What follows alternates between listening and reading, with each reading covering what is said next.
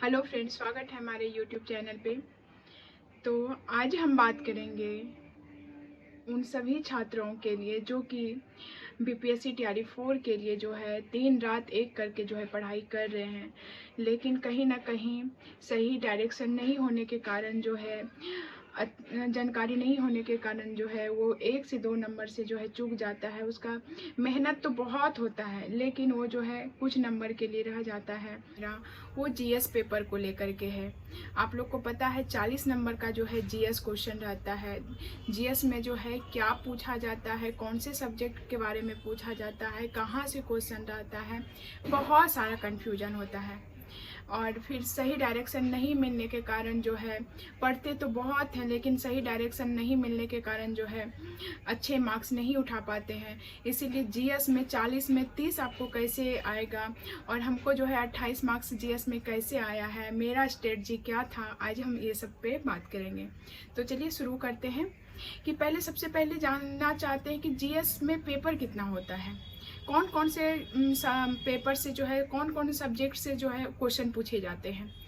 तो क्वेश्चन जो पूछे जाते हैं वो 5 ऐसे हम लिख भी लिए हैं कि कहीं अगर हम भूल जाए। वो होता है कि कभी कभी बोलने के दौरान जो है कुछ बातें जो है वो ध्यान से उतर जाती है, इसीलिए जो है कुछ लिख भी लिए हैं कि बोलने के क्रम में कहीं कुछ भूल ना जाए।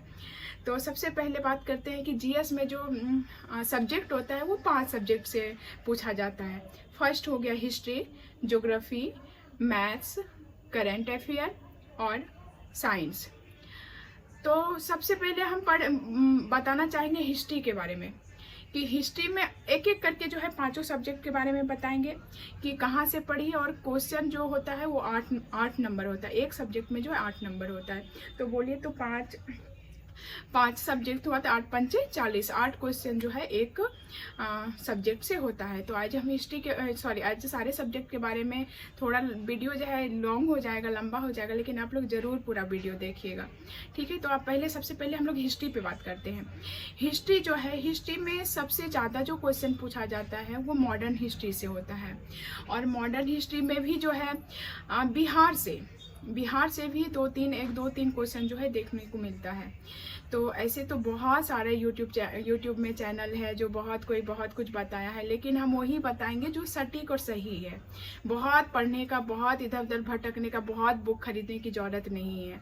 आप बस इतना करिए और आप जो हम बताएंगे आपको करना है। ये नहीं कि बस वीडियो देख करके और फिर कोई और वीडियो, मतलब हम ये नहीं बोले कि आप मेरे पे 100%, लेकिन आपको पहले जो हम बोले उसको आप देखिएगा कि मतलब सही बोले हैं कि नहीं।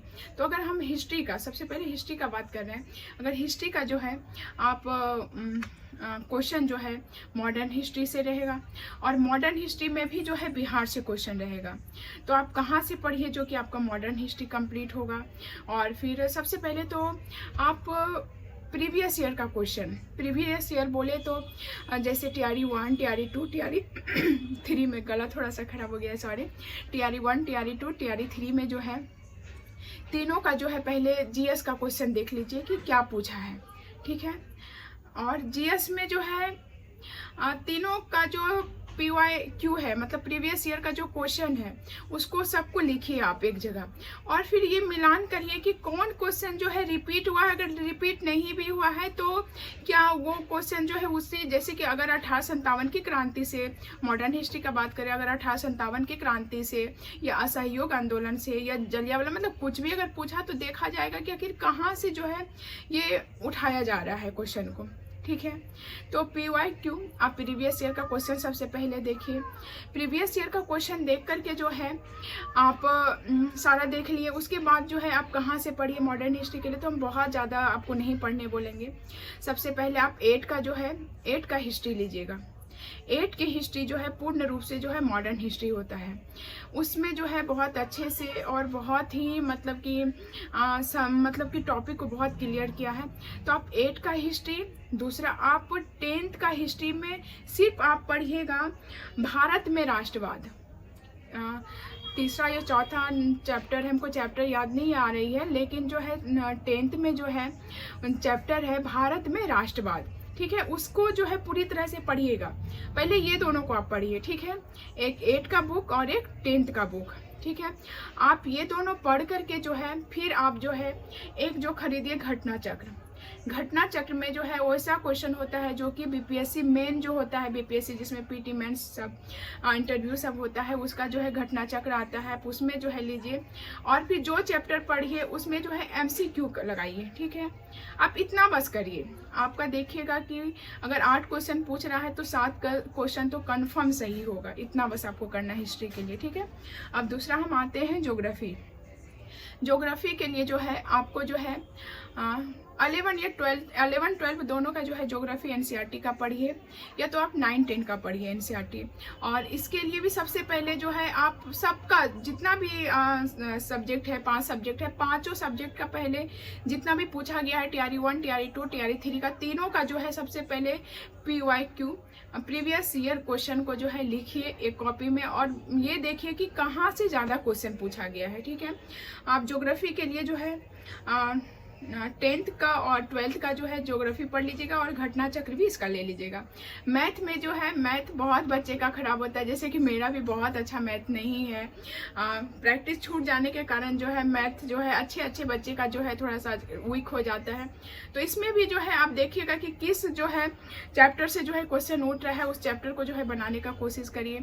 आप चौथा आते हैं करेंट अफेयर। करेंट अफेयर जो है वो इंडियन भी पूछता है और इंटरनेशनल भी पूछता है, तो इंडियन, इंटरनेशनल और बिहार से भी पूछता है। तो आप जो है स्पीडी खरीद लीजिएगा। स्पीडी में जो है आपको करेंट अफेयर जो है आपका कवर हो जाएगा और न्यूज भी देखते रहिए। और भी एक दो चैनल है, नाम ध्यान नहीं आ रहा है अभी, उसमें जो है मंथली जो है करेंट अफेयर आप सर्च करिएगा तो मंथली करेंट अफेयर करके आता है, उससे आप पढ़ लीजिएगा और बिहार से भी पढ़िएगा, 1-2 क्वेश्चन बिहार से भी देखने को मिलता है। और 5वां जो है साइंस। साइंस में जो है आप 9-10 और घटना चक्र का साइंस आप पढ़ लीजिए।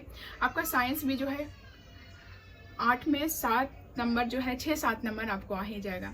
तो ये आज का जो टॉपिक था जीएस को लेकर के था।